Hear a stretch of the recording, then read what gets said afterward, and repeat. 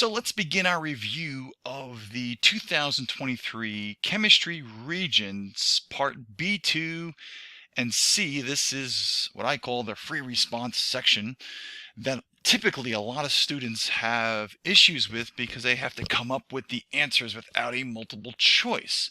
But I want to show you that it's not as scary as some people may think it is, or seem to make it out to be, because really, if you've been working on the multiple choice section 1 through 50, these are the same concepts, just hidden behind the blurbs they give.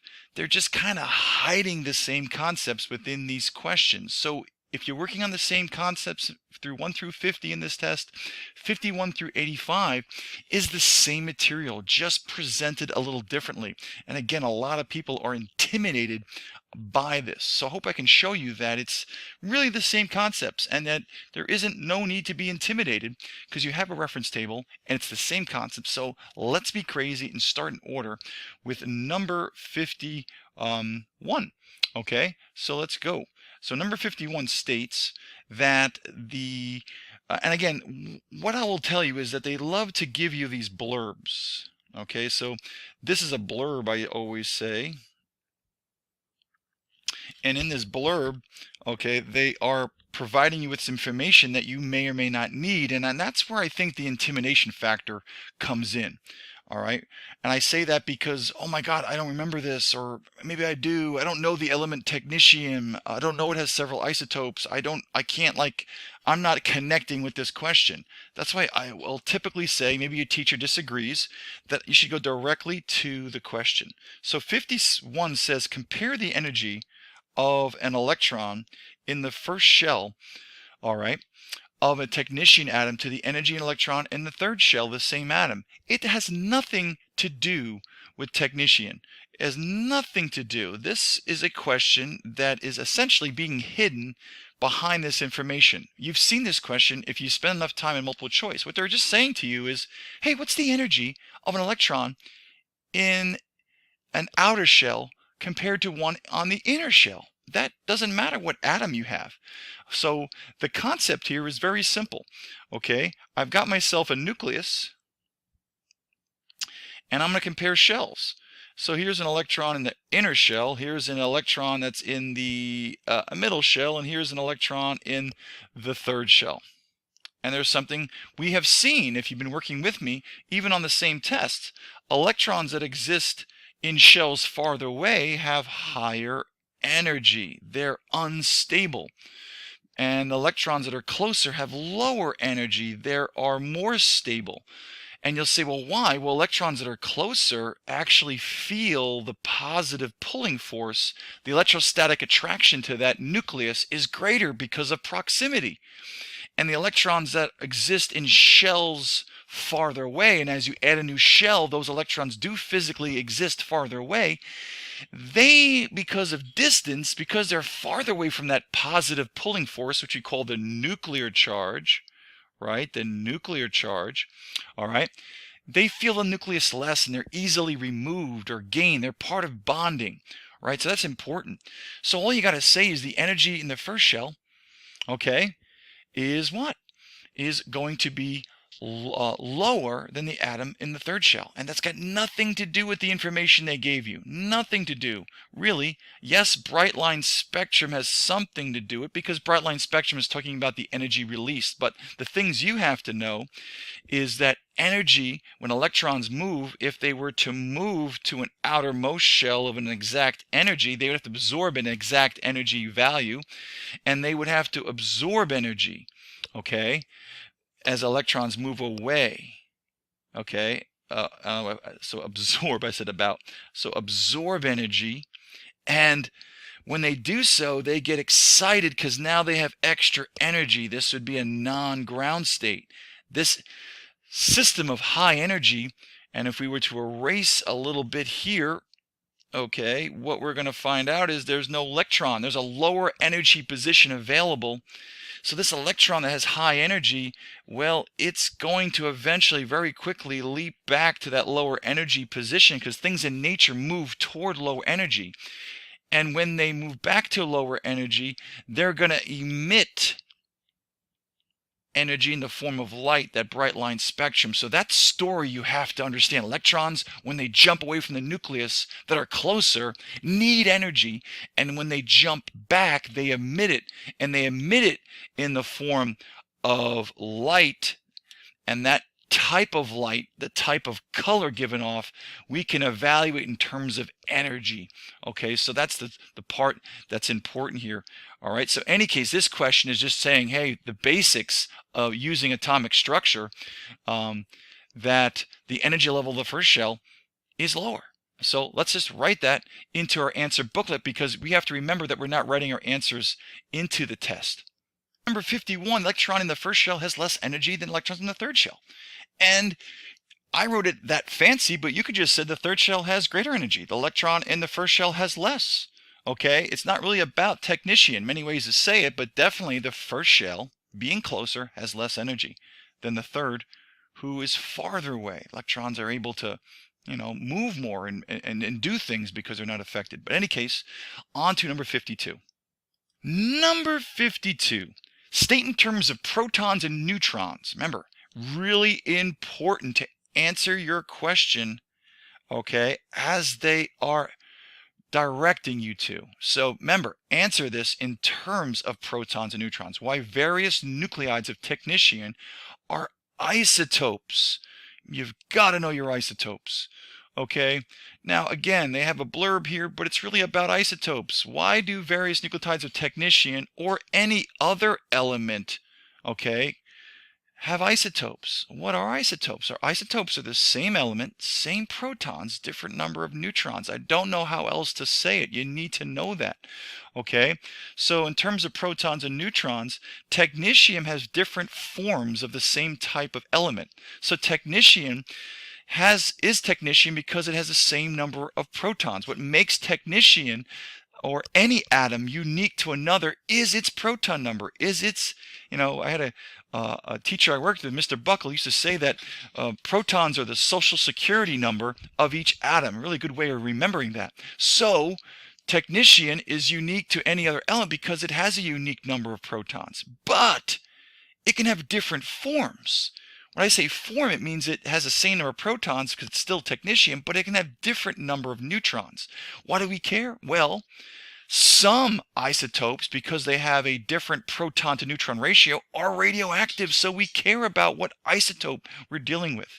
So again, it's about different number of neutrons, different mass number, same number of protons. Let's get that down in the answer booklet. I say isotopes have the same number of protons but a different number of neutrons. I could be more specific and say atoms of technetium have 43 protons, because I would go to the periodic table and see its atomic number is 43, but I can have a different number of neutrons. There's many ways to say this, but they told you in terms of protons and neutrons. So if you didn't answer them, you'd get this wrong. So again, got to get your isotope understanding down. On to number 53. Show a numerical setup for calculating the volume of this sample of gas at 298 and 1 atmosphere. So I had a little blurb up here. I know I always go to the question, but sometimes you have to go back. But what I will say about this question is they want just a setup. So therefore, this is going to be some kind of calculation. So I need a formula. But notice they're looking for calculating the volume. Notice I'm at a temperature and there's a pressure given to you. So my friends in chemistry, that this is a gas law problem. If I go back to the blurb, sometimes I have to, I can say I have a gas that's originally is in a rigid cylinder with a movable piston, and it has a volume, an original volume of 0.25 liters, and it's at STP. So we have a volume of a gas. Remember, a liter is a space, it's a volume, and it's at a condition of standard temperature and pressure. Now, if you forget what STP is, we can go to table A, and they'll tell you those values, but STP is just a word that describes numbers. So we have a volume initially at standard temperature and at standard pressure. And 53 is asking, what would be the new volume if I change that temperature to 298 Kelvin and I change that pressure to 1 atmosphere? So this has got to ring some bells that this is a gas law problem. and I need a gas law equation to solve this. Okay, even though we're not solving, we're just going to plug the numbers in. So what becomes tricky for a couple of students is, hey, what is the values for STP? So many students say I can't do this because I don't have any numbers. So I understand that we need to know what the values are for standard temperature and pressure, and we need a formula. So that's where we're going to go to our tables. We're going to go to table A for STP, and then to table T for the actual formula for the gas laws if you don't remember. So let's go there. Here is table T in all of its glory, and we are looking for, of course, we're looking for our combined gas laws, right? So zoom up close and personal here, we see that it's PV over T equals PV over T. And I always say this is the current condition, right? And this is the future. I don't know if we talk like that in the future. So what are they giving us initially? And what is the new conditions? All right, so the problem is they gave us a volume, okay, but they said STP conditions. So we need to know what the pressure is at STP and the temperature. So we're going to go to table A to get those values. All right, let's do that. And so there it is. Standard pressure is either in kilopascals, 101.3, or in atmospheres, and 1 atmosphere is standard pressure, or standard temperature, of course. It has to be in kelvins if you're going to use it in a gas law formula, but it represents 0 degrees Celsius as well. So those are the values. Make sure you use the pressure unit, okay, that matches the unit that's given in the problem, so they would cancel. All right. So in any case, let's get back to the problem. The information is right at your fingertips in your reference tables. You have 3 hours in this test. Please go through. And maybe if you didn't recognize it was an acid-base problem, looking at table T and table A, you can warm up the thoughts, okay, about what this problem was about. Now we're going to have to answer this in our answer booklet, but just remembering what we have here, we have 0.25 liters, okay? So we have 0.25 liters at STP. So we're going to plug in the values of P, pressure and volume, what STP represents from table A, and then we're going to change that what the new volume we're going to solve, or at least plug in with the new volume, will be for 298 and 1 atmosphere. Okay, so let's get to the booklet and put that in. So you can see that we have our STP conditions here, and so this value here is STP, this value here is STP. We had our original volume given to us, that's the current scenario. And then they said that what if the temperature changes? And of course they gave us a pressure for the new, but notice it's the same as the original pressure, that's standard temperature. And you solve for the new volume. Okay, so this is the setup. It's all they wanted. They didn't want you to answer. Now, if you did answer the question by cross multiplying, that wouldn't be wrong, as long as you showed the work, right? Because that's what they're looking for. They're looking for the setup. By the way, you don't really need the units, but it's really helpful to put the units on, and they have to be the same. So it's important that because this was in atmospheres, this number here had to be in atmospheres, right? So if you use 101.3 kilopascal, which is an equivalent, okay, that would be wrong. You needed a 1 atmosphere here because that would cancel. If you were to solve for V and set this up, it would wind up canceling, and 101.3 wouldn't. So you got to make sure that a little tricky there, little trick there, not a trick, but something to be aware of. The units have to be the same. Okay, but if you notice something, you could have eliminated the pressure altogether because it's staying constant. So you didn't even have to put in those values. So it could have just been the 0.25 over 273 and V over 298. Okay, either way you want to write it, that's the setup. Okay, and that's a point, and not very typically very difficult, but you have to recognize this to be a gas law problem. There's pressure, there's temperature, there's a change. And table T is your friend here in terms of these formulas. And of course, STP, they represent values. Okay, so on to number 54. Number 54, state a change in pressure that will cause the gas in the cylinder to behave more like an ideal gas. Okay, so what is an ideal gas?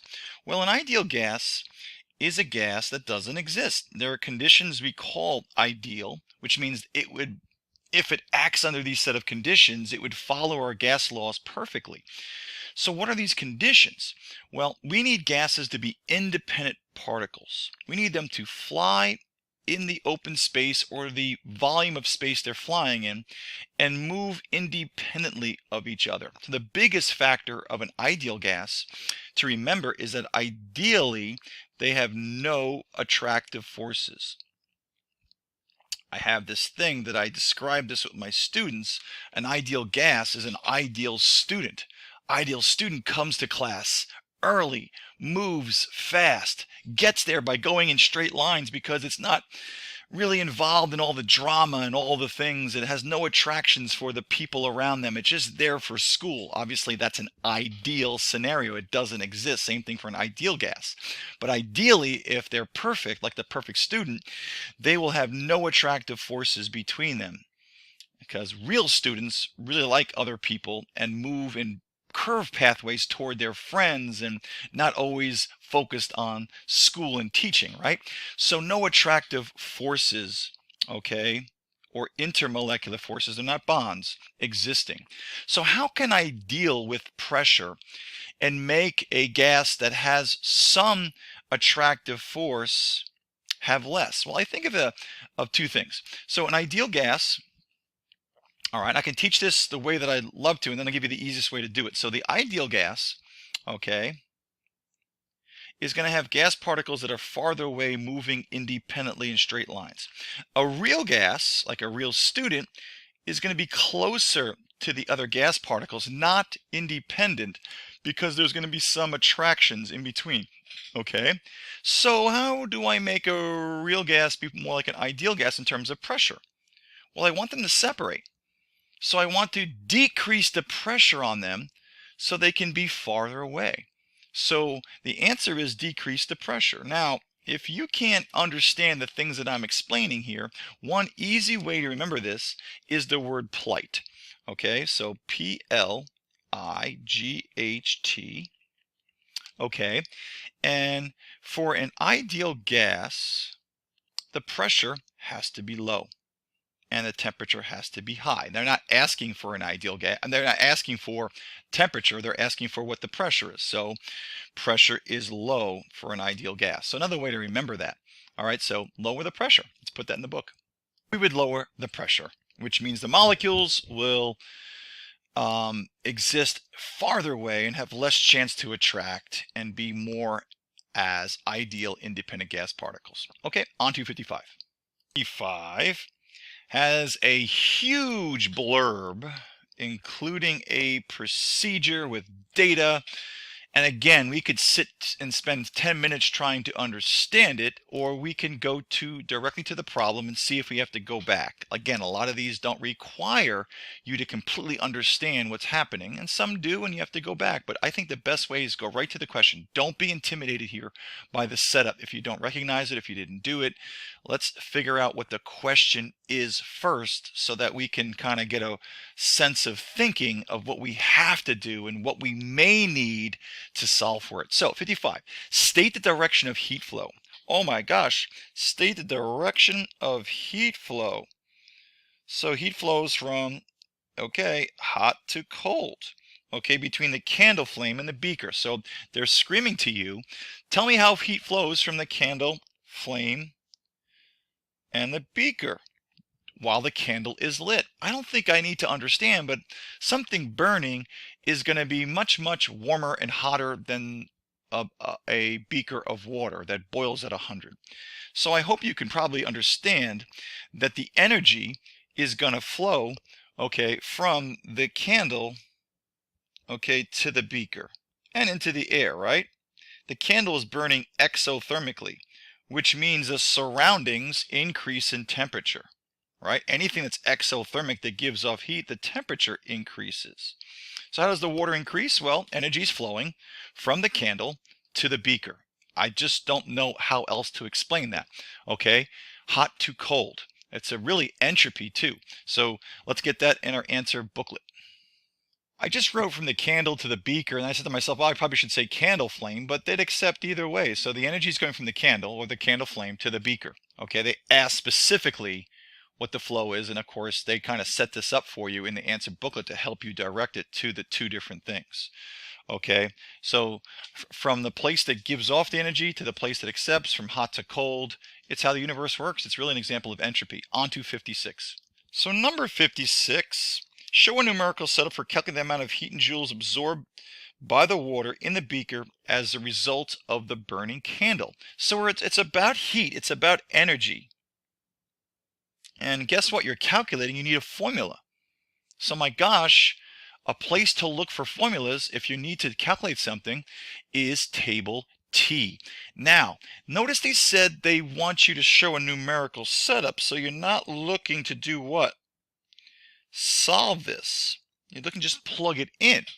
So we need a formula, and then we're going to have to look into this blurb of information here to solve for it. Let's go find that formula. Bottom of table T, I have 3 formulas here that represent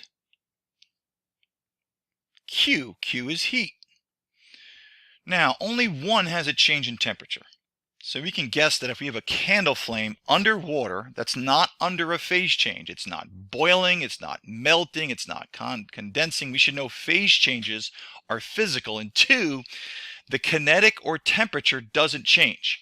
So we don't have a phase change. These formulas are here are used for when you don't have a temperature change. So we're not going to use these. We're going to use Q equals MC change in T. And they tell you the M is the mass, and the C is the specific heat of water, and there's a change in temperature. If you've got a candle underwater, you know the water is going to go up in temperature. You may say, well, what's the specific heat capacity? What value is that? And that would be table B. And since this is about water, these are physical constants of water, we have our specific heat 4.18. I'm sure you used that plenty of times in the examples that you learned in your class. Again, this review of seeing questions is important for you guys to help you warm you up to review the things you've already learned. So that C value is that value. That really measures how much energy is needed to change 1 gram of it 1 degree Celsius, okay? And water has a high specific heat. So it's back to the problem. Loaded with our new formula, what we have is Q is equal to MC change in T. I'm saying it big, bad, and bold here because you should have it down. So we're going to measure energy change, and we need to know the mass. And people get confused. What mass do I use if there's a block? It's always, this equation is always for the same team. It's always of the same substance. So it's always about the water mostly, but it could be of a metal block. But then we would need what? The change in temperature of that other object and its specific heat. So it's always of the same substance. So the mass of the water is 120. The specific heat, okay, is 4.18. We got that from table B. Now we need a change in temperature. Well, it was initially at 23, and as we added the candle, the heat traveled to the, of course, beaker, and it went up. So we're going to have to subtract these 2 values to get our change. Okay, so you can use a calculator. Don't be foolish like me and do it longhand. But since I've lived before the calculator age, just joking, okay, I'm going to give it a try. So I get 63 degrees Celsius is my temperature change, and that is what I put into the formula, 4 degrees Celsius. That is great, but I need to put it in my answer booklet. Here it is. I'm just plugging in the numbers. They just wanted the setup. Yes, it equals Q, but you don't have to write that. You don't even need an equal sign. I just need to show that these numbers are multiplied together. That's it. If you were to show that in this, you could have written 86, 0.0 or 86 minus the 23. You could have put that value there too. And some people converted to Kelvin, which is crazy, and then subtracted. We should know the Kelvin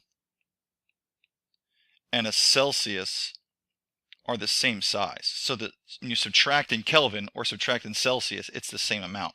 Kelvin just takes the Celsius scale and starts at 273 degrees sooner. But yeah, it's just that simple.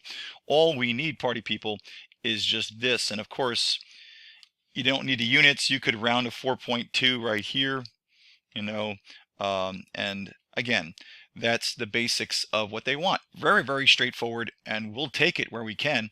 But again, it's the identification that you're measuring energy. I'm sure you've done some lab that you did that you can connect with. Oh, yeah. But just don't forget, this is always from the same team, because they love to give you questions where like there's a metal block or something else, and they'll give you two different masses, and people don't know what mass to put. Remember, this is MC, change in T, but it's always of the same substance. So this is the mass of the water, right? This is the specific heat of the water. This is the temperature change of the water. Okay, very important. On to number 57. Number 57, state how the molecular motion of water molecules in the beaker changes as temperature increases. Well, you need to know temperature, my friends, is proportionate. It's not the same as, but it's proportionate to kinetic energy. When I say proportionate, it means as temperature increases for a substance, that means its kinetic energy increases. So as temperature increases, kinetic energy, which is the energy of motion, increases. And so molecular motion is kinetic energy. So state how the molecular motion of the water changes as temperature increases. My friends, it increases. Temperature, you should know, is proportionate to the average kinetic energy. This is going to be presented to you in some place in your question. I've seen multiple choice questions where they say, which of the following has the highest average kinetic energy? You'd pick the higher temperature no matter what size, because it's an average. What's the highest average? It's indicative, or it's independent of the size or the mass. So temperature is the average kinetic energy. And you have to know that kinetic energy is motion energy, which is molecular motion. So nowhere, it's all about the fact that if the temperature increases, the molecules are moving more in that sample. If the temperature decreases, they have less energy to move, and they move less. So onto the booklet. The molecular motion increases. You can say the average kinetic energy increases. You can say the water molecules collide more often and hit harder as temperature increases. That's an important one. You should know that as things move faster, each collision has more energy, and there's more collisions. That does come up, but that's not what they're looking for exactly here. They're looking for the idea that, hey, they're just moving faster. And you could just say that molecules of water moving faster. All right. So there's many ways to say the same thing. But remember, the key here was that temperature is proportionate to kinetic energy or motion energy. All right. And so temperature went up, so does the motion energy. On to number 58.